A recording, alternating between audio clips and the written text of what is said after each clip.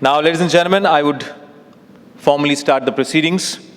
Panel number 5, the first panel session of the day, Insurance, Digital Customer Experience, AI Data, Machine Learning and Customer Experience Revolution. Before I call on the honorable esteemed panel members, let me give you a quick heads up on what are the topics this eminent panel is going to discuss. How have customer expectations changed over the past decade? How to improve the customer journey using digital data analytics? Zero-touch customer onboarding for the insurance companies in India, efficient and smooth customer onboarding using AI and machine learning. Transforming customer services from physical contact to the zero-touch mode. How leading insurers are delighting their customers with voice AI. Robotic process automation in insurance, a key to enhanced customer service, and many more. So without taking further time of yours, please help me welcome the honorable panel members. And since it's the first panel of the day, let me take your assistance in welcoming them with a big round of applause for each and every panel member here. Joining us first, Mr. Arun Kaushik, SVP Digital Partnerships and NBFC, ManipalCigna Health Insurance. A big round of applause to Arunji. Welcome to the panel, Arunji. Please have your seat. Joining next, we have Mr. Hitesh Chaudhari, AVP Marketing, Insights and Customer Experience, Future Generali India Insurance. A big round of applause to Hitesh ji. Welcome to the panel. Joining next, we have Ms. Neelakshi Shalla, Head of Transformation Program, Customer Service, Claims and Operation Risk from Bharti Life Insurance. A big round of applause to Neelakshi. Neelakshi, welcome to the panel. Joining next, we have Mr. Sanjay Thawakar, Senior Vice President, Head BPMA and AI Works, Max Life Insurance. Big round of applause to Sanjay. Sanjay, welcome to the panel. Joining next, we have Ms. Surabhi Kanjilal, Head of Marketing and Retail PMO, Reliance General Insurance. Big round of applause to Surabhi. Surabhi, welcome to the panel. Please have your seat. Joining next, we have Mr. Manish Ahuja, Senior Vice President, Digital, Direct Marketing, Tele and Defense Vertical, Aditya Birla Sun Life Insurance. A big round of applause to Manish ji. Welcome to the panel. Joining next, we have Mr. Hitesh Verma, Head of Business Solutions at Neogen Software. A big round of applause to Hitesh. Hitesh, welcome to the panel. Please have your seat. And joining next, our honorable moderator for this panel, Mr. Prasad Pimple, Executive Vice President and Head of Digital Business Unit, Kotak Life Insurance. A big round of applause to Prasad. Prasad, welcome to the panel. All over to you and start of the day. So I'm sure it's going to be a fantastic panel ahead. Sure. Good morning, everyone. So as already our MC has mentioned that today's topic is all about the customer experience and how AI, ML, data is playing an important role in shaping up that entire customer experience revolution. Now, before we get to that particular point, a couple of thoughts from my side. When we talk about life insurance and general insurance or insurance as a sector altogether, it was always basically supported by the on-the-field salesperson. Correct? The entire customer experience was always managed by this insurance intermediary who is between company and the customer. Correct? Customer might not understand if something in the back end is not working or working because the entire experience is managed by this person. And as a result, the things were pretty simple. To give a good customer experience, we just needed to manage, monitor this intermediary. But with the advent of data, technology, the online buying of the policies, most of the processes becoming digital, customers started interacting directly with the brands and companies, and that's where the entire customer experience revolution has actually started, where everything has to be online, everything has to be real time, and customers will have expectations, correct? So that's where the entire change happened in the insurance industry. Now, when we are talking about online, digital, AI and customers, they are getting exposed to all the things on the basis of experience across industries, correct? There are e-commerce companies who are delivering the experiences. There are food delivery apps who are delivering the experiences to the customer. And those are basically changing their expectations as well. Right? Customers now expect things from the insurance industry which are as seamless, as simplified as other industries. So that brings me to the my first question for the panel we have today. And I'll start with Hitesh. that when we talk about this entire customer experience revolution and the kind of changes we are seeing when it comes to the customers' interactions with the brand as well as with the various things, expectations are getting built, correct? So from that overall understanding of the customer perspective, how are you looking at from the customer's viewpoint, that what are those expectations earlier and what they are expecting now from any insurance company? Hello. Thanks for the question, Prasad. So about customer expectations, from all the researches that we have done or the trends that we have seen or the insights, so we get to know three things. So first is the emphasis on value has increased a lot. That is, customers are willing to pay the premium, but they want value. And there's a shift towards the tendency of protection and prevention. That is, they want to protect themselves and their families and prevent any incidences from happening. So for this, the value-added services are what they are looking forward to, and a lot of value-added services. For example, for home insurance, they are looking forward to any home surveillance system along with the insurance, or for health insurance, the consultation calls or health checkups, or for motor insurance, the add-ons. So they are looking forward to value-added services. The second thing is about the importance of hassle-free claim settlement and customer service. So the technology is there, but they are looking forward to a human touch along with the technology, because many times it may happen that the technology is there, but it is not hassle-free. So the human touch factor is important still. And the third thing is they are looking for products which are customized to them.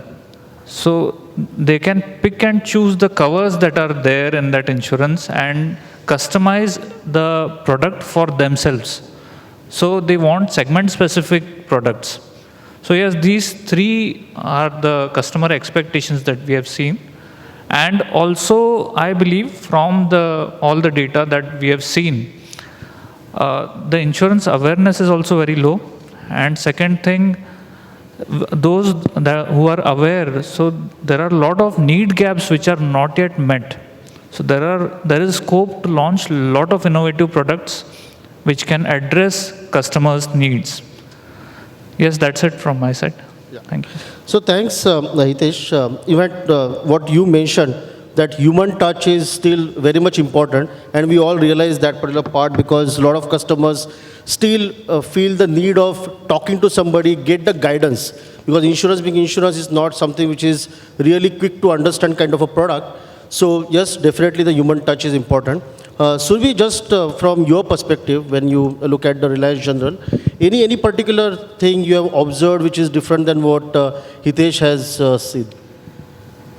See, what all Hitesh has mentioned, I think he's bang on with the kind of insights that he brings in. What is more important for me to highlight here is that the change has not occurred in a decade.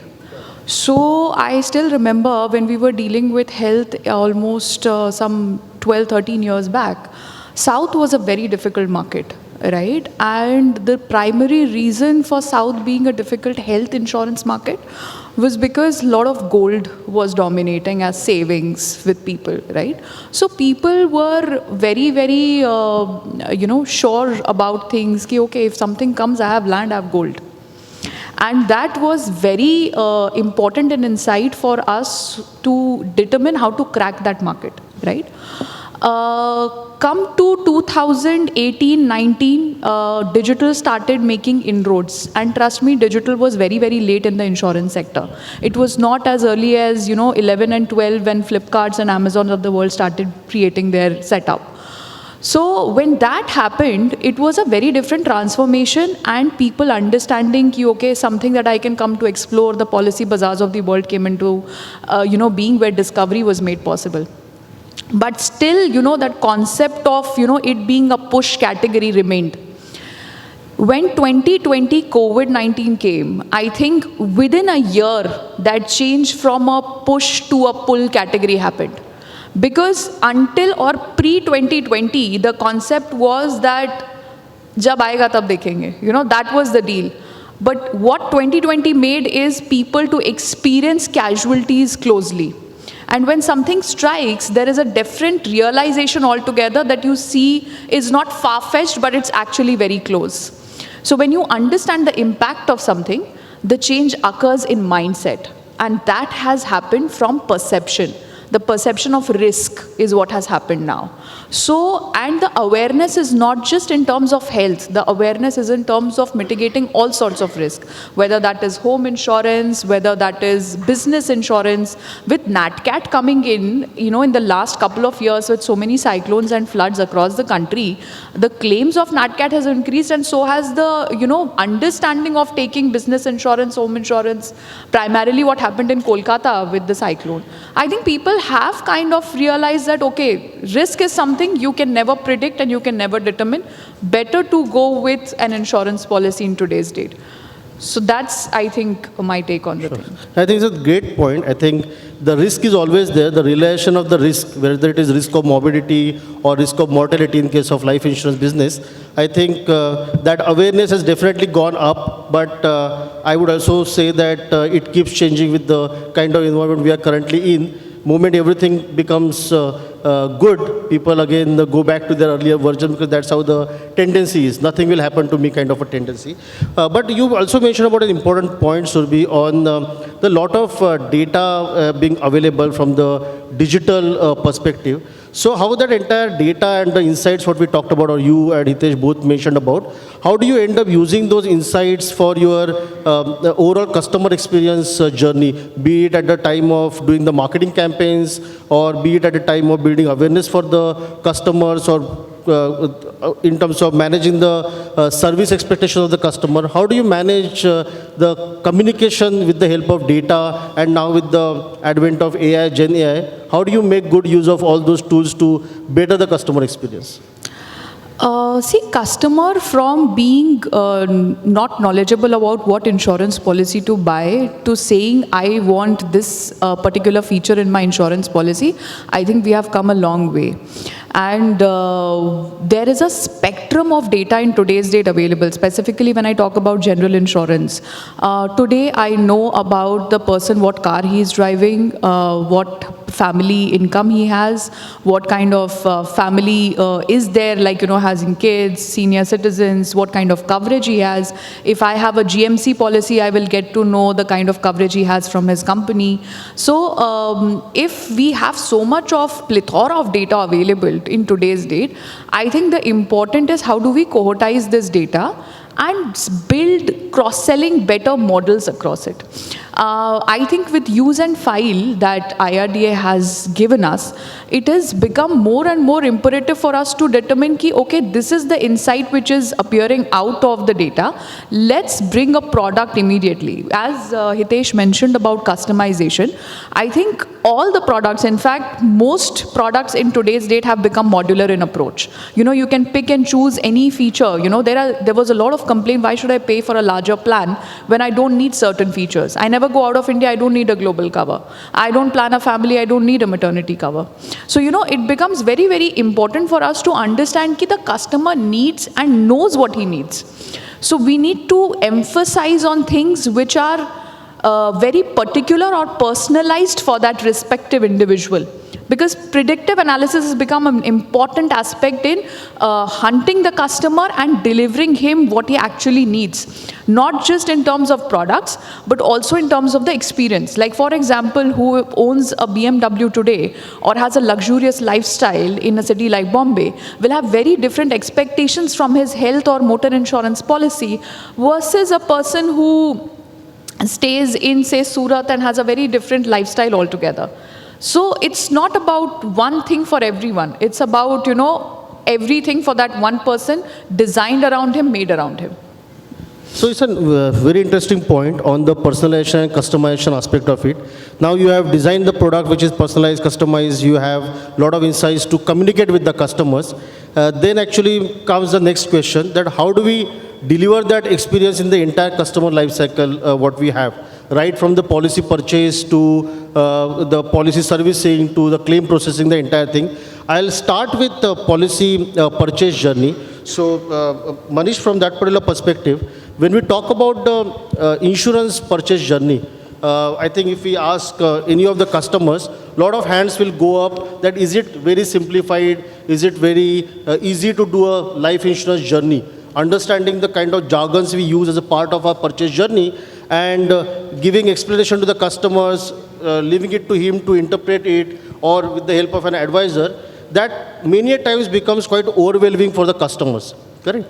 So from that particular perspective, when you design a purchase journey from the onboarding perspective, how do you go about building that journey from experience perspective, and how do you make use of any AI or any other tool to ensure that journey is quite simple and quite easy to complete? Hi, good morning everyone. Let me break down the question into three broad categories. While we work more on the purchasing journey, I think it is important to understand the consumer first. And when we understand the consumer first, there are three stages under which the touch points are there with the consumer. Number one is in terms of prospecting, like Surabhi mentioned. I mean, while you are going to do a cross-sell, or you are going to do a upsell on the existing base, or you are trying to source a customer from the website, I mean, while the guy has completely, come on his own and was looking for a product. All three behave in a different fashion altogether. So typically, even in today's world, whether we like it or not, almost 95% of the business happens through an intermediary. It could be a bank, it could be a relationship manager, it could be a person on the ground or a call center for that matter. In order to make it simple, I think it is very critical that the first set of information, while we are prospecting a client, flows into the current scenario. The know-how of the client depends. There are a lot of privacy rules, as you know, we can't reach them, and there are regulations around it. Basis client consent, typically now we have started getting some or the other information which literally tells us more about the consumer. Like for example, the account aggregator thing which has just started happening for the life insurance companies, it is actually helping in order to understand whether he is that kind of financially sound in order to deserve that HLV. Will he be able to pay all the future premiums or not? What is the ideal cover that can be given to him? What is the lifestyle that he actually belongs to? Like she was mentioning, Surat customer behaves altogether in a different way in a Mumbai customer, and that is actually true. The amount of health initiatives that have been taken across the country, especially these days, people are getting more health conscious. But you see that particularly in the respective age groups. So those kind of behavior need to be actually tracked on, and more information that we have in the initial phases, the better we are able to make the customer journeys much more better. So, like I was talking earlier, breaking it down into three components. First is onboarding, first is prospecting, second being onboarding, and third being the final, which is advocacy or the customer experience post the issuance stage. Talking on the second point, which is onboarding. These days, these kind of integrations are available wherein the moment customer is sharing his PAN card, Aadhaar card, majority of the information can be pre-filled.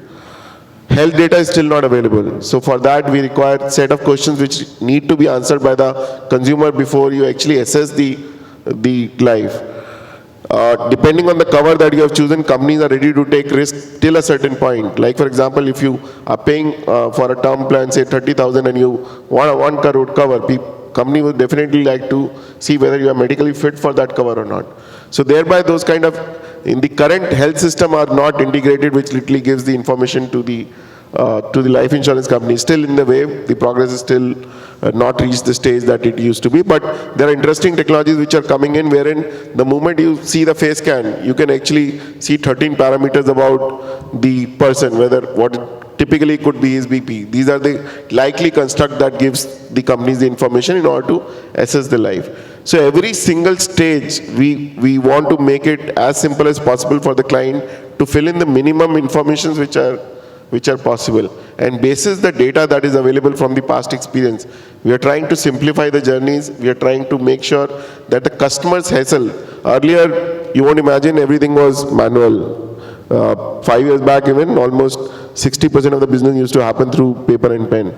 These days, as a firm, I can tell you almost 99% of the business now is on the digital footprint, and majority of the information that we require from the client is pre-filled, just basis the declaration that is given or the information through the PAN card or the Aadhaar card that is provided us. And typically, though the endeavor is in order to bring it to the level of what you see with buying a mutual fund or a life or a general insurance policy, life insurance still, just because of the assessment of life, it is still far off from that particular phase. But yes, it is a journey, and the way technologies are changing and the information is getting visible and available to the life insurance companies, the life is becoming much more simpler, both for the LI companies as well as for the customer at large. Correct.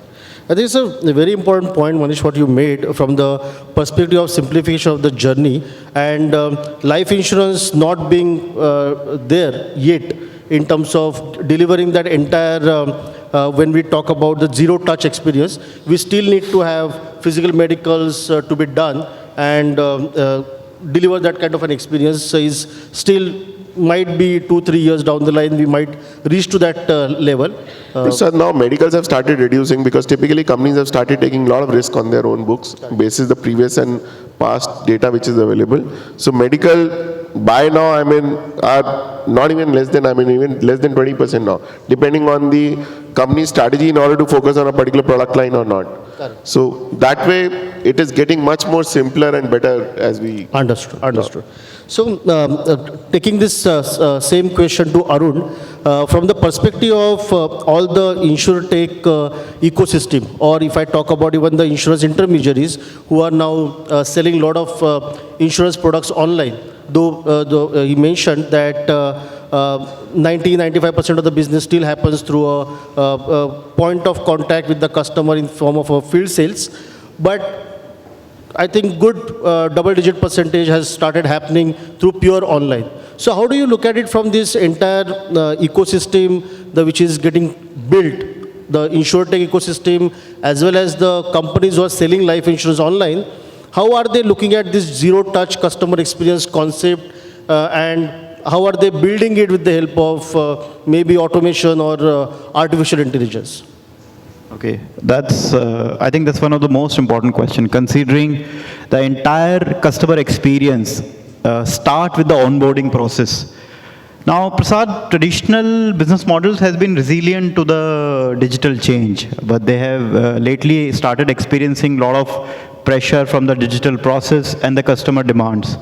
So what is happening is the entire product or services, they have started shifting. They are changing. The delivery, the consumption of the product and services itself is changing. If I see this from the lens of the customer, who is at the center of any business, actually customer now requires simplified products, fast product, easy access, 24/7 access, and they are also demanding tailored experiences, tailored services to their needs. This entire thing can be delivered by AI and ML enabled onboarding experience. Now, when we actually onboard a customer, what does the zero touch onboarding experience means? I believe while onboarding a customer, we actually draw 3 circles in a nutshell. So the first circle is about KYC. In layman's term, it means exactly knowing the person who he is, his date of birth, his age, his gender, his demography, his address, all those things can be fetched from the KYC circle. The next circle, which is required to do this zero-touch onboarding, is financial underwriting or financial information. They can be pulled via PAN, CIBIL, or any other financial information. And the third is medical. Now, medical information can be pulled from Aadhaar, digital vaults, health exchanges. So how effectively and how frictionless you actually design these circles will enable zero touch, zero error onboarding of the customer. So all these three circles, when you actually put in the bigger box, the box is of the information which you are collecting from the customer while onboarding him, like his actual financial information, the benefits he is intended to use, the gender, the family information, all these things put together is something I call zero error, zero touch customer onboarding. So it's a fantastic point. I think general insurance companies are doing a lot of efforts in terms of building products and processes as much as zero touch. I have seen some of the motor insurance claim processes even, which are now zero touch. They just click some of the photographs and submit a claim for the same. But that also brings an important question of if it is, everything is zero touch, nobody is viewing it with their own eyes and evaluating it basis their human intelligence. I think I'll come to Neelakshi from that particular perspective, that when we talk about all these initiatives of zero touch, which are in one way the entire digital transformation which we are going through, and at the other end is all about the risk associated with it, right? Because when we are not viewing it, we are not analyzing it, a lot of risk also comes with it. People might do some amount of fraud, and that might go unnoticed in that entire process. So how do companies use, one thing is all these AI/ML solutions to nullify this risk? That's one point. And second point is AI and Gen AI itself is causing a lot of risks associated with frauds happening. We have all seen the deep fakes which are going on in the country today. All the discussions are happening. How do we avoid that? How do we keep a track of it? From an insurance company perspective, that poses one more risk. If somebody is going to use a deep fake technology to maybe use this zero touch process, make like some amount of gaming around it, how do you manage those kind of risk in this zero touch customer experience scenario? So, good morning, everyone, and thanks for this interesting question, Prasad. And because a lot of onboarding experience has already been covered, so I'll cover more of the servicing aspect. And like everybody, all my fellow panel members shared, that today the customer wants the speed, he wants the efficiency, he wants the personalization, but at the same time, he wants to be in the driver's seat, but still wants you around, just to check in if something goes wrong. So in this world, in that sense, life insurance is a very human-intensive operations. So it is very important that we automate the tasks where a lot of human-intensive effort is going, and maybe, AI or a Gen AI can help me provide a quick resolution to the customer and at the same time personalize it from the customer's perspective. So that is the biggest use case. And a lot of companies today are using WhatsApp bots, they are using chat bots to cater to the requests. And generally, about 65 to 75% of the servicing queries can be easily catered to by a well-trained bot. Okay, so that is, I think, the biggest use case. The other thing which we are heavily utilizing this is, to automate data entry. Wherever we are seeing non-value added work, that is where also we are seeing a very important use case, and that also gives me the opportunity to give a better value added job to my full-time resource. At the same time, we have to be very sure that while you are utilizing it, what is your risk appetite? Because the patterns ultimately which are being highlighted by these technologies have to be analyzed by the naked eye. So in that sense, if you see the claims management process in any life insurance industry, particularly, will still follow the traditional workflow where, there is a person who is scrutinizing whatever the tech stack is providing to him. So you may have facial matches, you may have softwares which are, providing you the geotagging, you may get a video verification done, but then there is a person who is sitting and analyzing all this together and trying to make a connection if, there is a fraudulent intention in the entire process. At the same time, what we have to be very sure is, that compliances have to be met, because all these softwares or the insurtech world which we are deploying, there is a lot of data which is flowing out of your system, and some of it, will become very critical with the new, DP bill coming in. So the consent has to be in place. What is the information which is going out? Is the deletion, purging, archival, clauses in place? So one has to be very sure of these. And then in terms of, the models, they have to be trained. It's junk in, junk out. So whatever patterns are emerging, you have to see ultimately what is your risk appetite. For instance, in financial underwriting, I may say I want to give a seamless process, onboarding experience. So I will not take the financial data, I'll fetch it from somewhere. But then what becomes critical here is, let's say for instance, somebody has opened an account only 2 months before. Now this is a vital information for me. And this is something which is a pattern only a human naked eye will be able to analyze it further. The system may throw you these kind of patterns, but there has to be a person who is sitting with this data and analyzing, and then also evaluating as a company, are you okay with a bank account which was opened three months before or 6 months before, or you want at least 1 year, old account. So those kind of evaluations will happen with the naked eye only.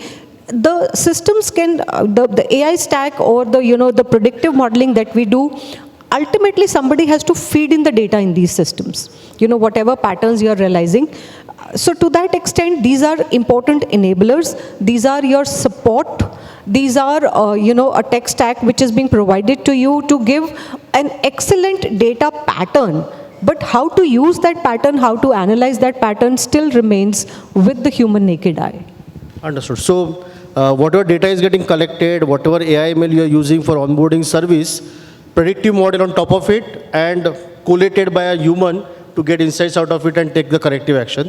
Now coming back to you, Arun, on the similar question, that from the GI perspective, this entire zero touch, because there the momentum is far higher than what life insurance industry has seen. So how do you take care of risk which come associated with both onboarding as well as the claim process? So let me try to respond to this question from two perspectives. One is, what are the primary risks in zero onboarding? In my opinion, the major buckets of risk are like money laundering, because non-compliance of money laundering can severely damage the reputation. It can attract penalties from the regulator, and invariably the institution might aid illicit activities which are on the background of the money laundering. Second may be non-disclosure of the material information, which can cause a lot of losses to the insurance companies. Third, in my opinion, would be product mismatch. Because this is zero touch, which means the customer is doing via the AI and NLP chatbots who are assisting him. So there can be a lot of product mismatch, which can lead to the claim rejection and distrust in the system entirely. So these are the 3-4 things apart from what my friend said, because zero touch onboarding or online onboarding is generating a lot of rich data. And this data is primarily towards personal information, financial information, medical information. Imagine if any nefarious person is getting hang of these information, can play a havoc in the role of the person. So all these are the primary risks. Now, how to identify or flag or disrupt these risks? Nowadays, what is happening because of the AI ML, OCR technology, which used to scan the invoices, bills, and everything, is becoming very powerful. It is reading, it is putting everything in line item, and then actually flagging off chronological order. It is identify risk, treatment, what kind of diagnosis has happened, what kind of medicines is taken, the invoice number. It is going back to the level that this particular drug can be utilized for this treatment or not. So all these things are getting, it is comparing the data models and database models, acquiring, analyzing, and this way, this is giving flags information, this is proving that this is a fraud, this is not fraud, this can be fraud. This, alongside the collaborative analysis from the ML engines, is actually helping behavioral analytics, geotagging, and real-time transaction analysis. So all these things put together are helping to flag, control, and mitigate frauds. So I think it's a great thing to have so many things. Now when we talk about all these use cases, when we talk about insights, orchestration of data to get insights, and finally working on those insights to creating our processes, entire automation process in particular, it is easier said than done, correct? We all have so many use cases in our life that I need to show these things to customers. It has to automatically do certain things. But when it comes to execution, that's where actually the toughest part is. Data is available, technology is available, use cases are available, but doing the entire orchestration as one single automation, I think that is the toughest part. So coming back to you, Sanjay, that how do you go about building such things, that when you think about any process automation, what would you suggest, and from your experience and what you're deployed at Max Life, how do you go about generally developing these solutions as one part? And second part, what are the pitfalls one should avoid while looking at the automation as the process? Thank you, Prasad, for this particular question. So, while we talked about a lot of zero-touch process, and we also said that a human in the loop is needed. See, fundamentally, can we have processes which are zero-touch? Answer is yes. You can actually have it. And if we look back for a few years, what the government of India is doing, they're actually pushing for entire digitization. Now, I'm just picking up a industry, which is a banking industry. Long time back, if we had to transfer money, or we had to send across a particular money to someone else, we used to give checks, right? And that entire thing used to take, the processing of checks used to take a certain fair bit of time and so forth. Now, what the government did was that by digitizing that particular process in a newer manner, we are not digitizing the current process, but when you start digitizing, you have to re-engineer the process, and you do it. Now, with NEFT, you can actually do IMPS, now with the UPI and everything. The entire need for a checkbook goes away, okay? So they have actually re-engineered the process. Now, when we look at life insurance, or when we start thinking about processes that I would want to automate or make it absolutely zero touch, the very first step that you have to do is pick up processes and go deep inside it and figure it out, whether it can be fully automated or not. See, the fundamental problem, what happens is that whenever I think of automation, I want to paint it with the same color. So I would say all processes should be completely automated and nothing else, no human is needed. But we are a complex industry. We are a very complex industry. We have different ways of, onboarding customers. We have different ways of servicing the customers, and we have different ways of, giving on maturity and death claims. So it's a complex thing, and no single thing can work for, across the journey. The first step that we do within our organization is that what is the objective, that why we would want to, automate or create a zero-touch process? What is a wow factor that we are looking at? And what is the from and to? So what is the measure of success for it? So for example, when we say onboarding, we want to bring in completely friction-free onboarding experience for the customer. So obviously, NPS becomes one of the measures. The second thing is that how much percentage of your, policies are going STP. So at Max Life right now, we have, 80% of the policies going through green channel and gets automatically issued. So how did we go about doing it? When we look at the entire big process of onboarding or any specific process, break it down into process maps, try and understand which all factors are there, what are the different legs involved in it, and what is it a need. So I think Neelakshi spoke about, data entry. Now, does it involve data entry? Does it involve, scanning of documents? What exactly is of that particular process? So break it down as a process map, figure it out which all legs can be fully automated because it's easy. The second comes is that there will be certain sections which are tricky. For example, financial underwriting or picking up certain things. The second important thing is that, now how do we re-engineer that process? When I say re-engineer that process, for example, rather than taking bank statements, can I actually integrate with an account aggregator? Now that automatically digitizes my data and information that is coming through. Okay, so you don't really need an OCR over there. So you have to incentivize a customer to go towards a digitization. So think of a re-engineering, and wherever there is availability of, digital stream, pick for that particular thing. Again, like for OCR, KYC, can you actually integrate with CKYC and, move away from those things? So replacement of a particular thing with a digital stream becomes a second thing. But obviously, there are areas where you can't do that particular thing. So that's where the technology comes into the picture. And when you start picking on these particular technology, two important things that you have to see. One is how exactly the data is being collected, because garbage in, garbage out. The data quality, the front-end system should not have, what are the checks and balances you're putting in the front-end system so that the data that is being captured is of the quality thing. Then the third thing comes is that when you're creating these models of AI ML, even for OCR and everything, one needs to realize that, like a human, no human is 100% correct and accurate. The same is with this technology. So you might get certain levels of accuracies of 90, 95%. So when you're developing these models, you have to backtest it. You have to check for the accuracy. You have to see that what are the edge case scenarios. And how do you put in a particular process wherein this exceptional handling can happen. So for example, I actually pick up the example that was being given. 2 months back, a back statement is given. Now, my guidelines say that I need a 6 months back statement. Okay? So at that particular thing, can I prompt the customer then and there itself that this particular thing is not making sense? We need a 6 months on alternate things like an ITR. So you need to think, the end-to-end thinking has to be there, that for every single exception, what needs to be done at the front ends, what needs to be done at the back ends, and so forth. And finally, from the risk, I think so you spoke about that once you start implementing, I think so the exceptional handling and a human in the loop process has to be there for some fair bit of time.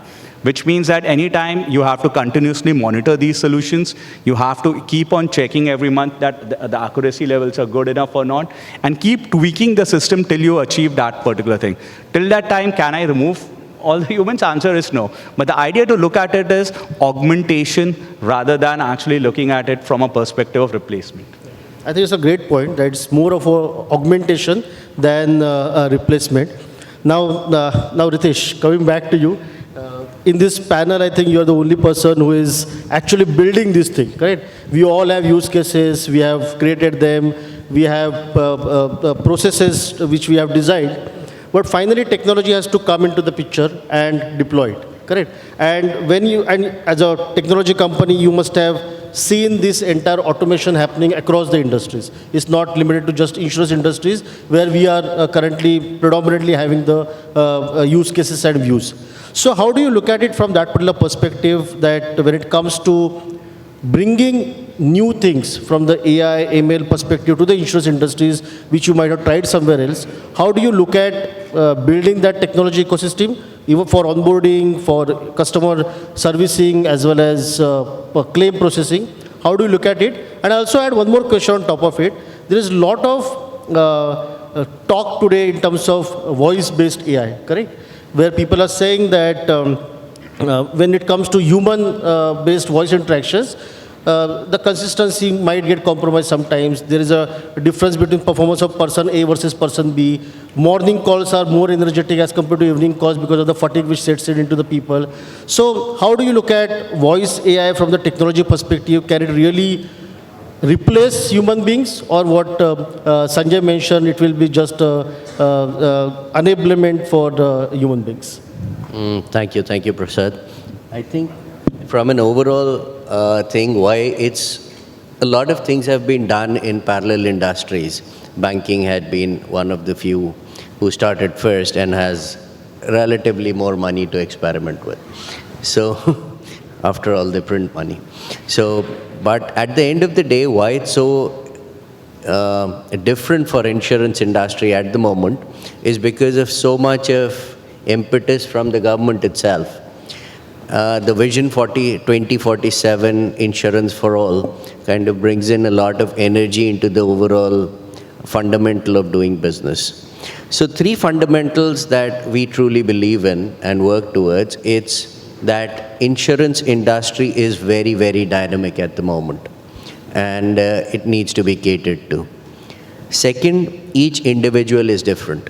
So if you look at the Vision 2047, cannot be achieved if you don't get into the tier 2 and tier 3 cities.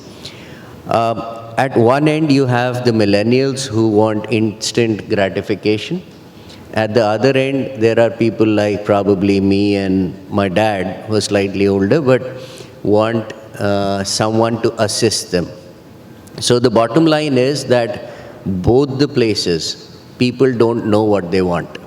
So a lot of intelligence would need to be built into the core platforms that come through in order to recommend models, recommend things, recommend options to them, and work with it further. Second, the differentiator for any insurance company would be how soon can it adapt? How soon can it adopt new technologies and move forward? So while AI, Gen AI are being talked about now, the voice-based falls into the concept of responsible or purposeful AI. That's the next level from 2025 onwards. So how do we kind of make use of that? Finally, while onboarding is driven from an interest of the organization, what will really change is how you service the customer better, as Neelakshi was talking about, or stand by him when he needs the most during claims. And finally, look at things in a more holistic way, not just individual processes. So there's the customer experience. How do you give him the same experience across a digital channel, the operations layer, and then finally innovate in order to give an overall beneficiary? Now, all this can happen if all of this is built on something like a low-code platform, or AI is embedded into it, infrastructure, or the insurtechs and fintechs that are coming up, and how they support the entire fundamental of things. So entire thing is very, very innovation-driven at the moment, possible, an art of possible, and I think rather than science, it will be art which will now come into place in order to make that difference. Thank you.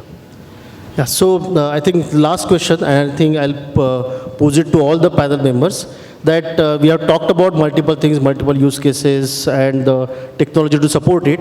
But if one single AI/ML solution you want to bank upon to bring that great customer experience revolution in coming future, where will you put your money on?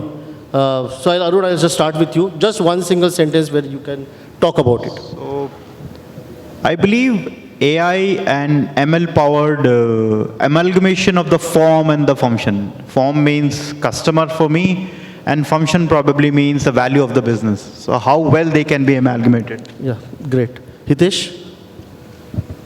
So I believe the solutions that will help leverage all the insights and all the data, and also help with faster and accurate claim settlement. Okay. Neelakshi? So I'll bank on the servicing aspect. Video-based servicing or the customized videos as welcome calls. That is what I think is going to be the next big thing. Sanjay? So, see, from my experience and being a practitioner in this particular field, I would put it that the Gen AI and AI, the way it's evolving and way even the customer needs are changing, that will be the only way forward, wherein you have to leverage these technologies to keep up with meeting the customer expectation, providing them very personalized customer services, and at the same point kind of become more and more efficient and productive. Surabhi? See, with AI, ML, what we are trying to do today, I think we are very before age. We have to also understand what the customer needs in the first place. And while we have all the speech bots and, IVRs and everything in place to help customers, I think from an insurer point of view, I think what telematics did in motor, wearable tech is going to be the next revolution that bring in towards health. Because slowly and steadily, if you see, even from what NHA and IRD are going to do together with the cashless and KYC, step-by-step things are coming in. OPD and domiciliary are going to be large things in the next decade. Because wearable tech will provide you so much of data and insights about a human being that the underwriting of risk with respect to health will become more on an everyday or a daily basis. So it will be far more easier to provide customer with more personalized approach towards his daily health activities and coverage for things that were not included in standard policies in today's date. Manish? I might sound very cliche or optimistic, but I think there are use cases which are now even available today also, and they need to be there almost in every single scenario that we move along with, whether it is, as I was saying earlier, in terms of prospecting, onboarding, or even in terms of the customer servicing. Onboarding, voice analytics has already started pitching in. There are a lot of technologies available wherein during the conversation itself, the transcripts are available wherein they are nudging the caller in order to tell what need to be spoken to the consumer. In terms of the onboarding, things are getting simpler wherein risk scoring models are coming into place, wherein basis the past data, you can actually analyze how much cover can you actually give to the person. In the servicing side, there are nudges which are available, which typically talk about more on to the MarTech side, wherein when and what are the idle time in order to nudge a customer? What is he looking for? What are the data available in order to actually get on his best attention and be service him well, not just for the NPS side, but also in order to upsell or cross-sell at a later stage. Sure. Hitesh? Thank you. Customer value marketing and communicating the value that you derive from it to the end customer. So great. So we had a great panel discussion today in terms of a lot of viewpoints shared by my co-panelists, and thank you for the same. The core things, yes, AI ML is coming into it, is coming heavily. It will keep building more and more. A lot of panel members mentioned that a lot of data is going to go into the models, and that will bring more insights to us, more use cases to us. Technology is there to support. That will also evolve beyond a particular point. And if all these things come together, the kind of use cases, the processes, technology, products, customized products, and everything we talked about, I think the customer experience revolution, it will definitely come if it has not already started. Thank you so much, Prasad. And ladies and gentlemen, a big round of applause to this wonderful panel here. The first panel session we had from this wonderful panel experts, and Prasad fantastically moderated the panel. I would now request on stage Mr. Michel Verma from Wonderbots to kindly come on stage to do the honors. Michel, if you could kindly do the honors of felicitating this wonderful panel here. Thank you, Michel. Please. We will start with Mr. Arun Kaushik. Mr. Arun Kaushik from ManipalCigna Health Insurance. Ladies and gentlemen, big round of applause to Mr. Arun Kaushik for his wonderful contribution in the panel.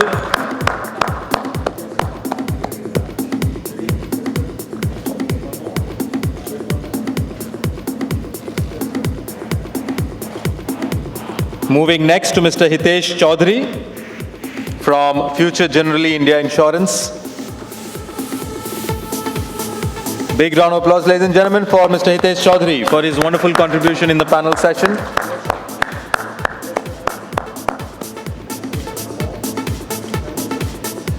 Moving next to Ms. Neelakshi Shalla from Bharti Life Insurance. A big round of applause to Neelakshi ji for her wonderful contribution in the panel session.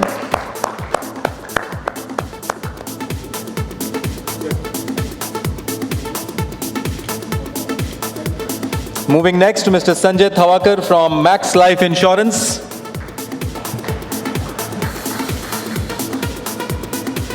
A big round of applause, ladies and gentlemen, to Mr. Sanjay Thawakar for his wonderful contribution in the panel session.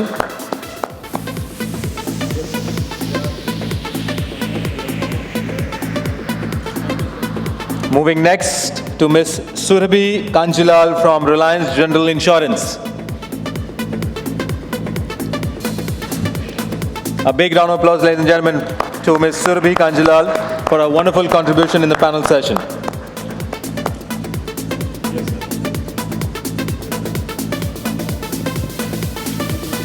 Moving next, ladies and gentlemen, to Mr. Manish Ahuja from Aditya Birla Sun Life Insurance. A big round of applause to Manish Ahuja for his wonderful contribution in the panel session.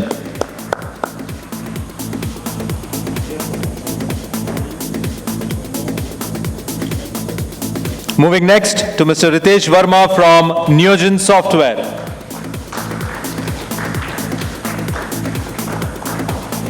A big round of applause, ladies and gentlemen, to Hitesh Verma for his wonderful contributions in the panel session.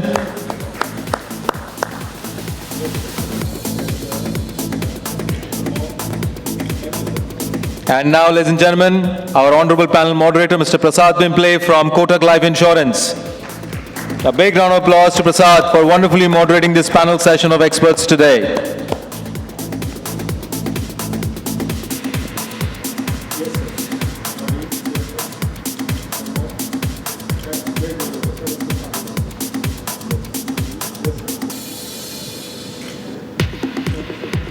Thank you so much, panel members. Would request the honorable panel members to kindly step forward for a group photograph, and Michelle, if you could also join them for an all-panel group photograph at the stage front.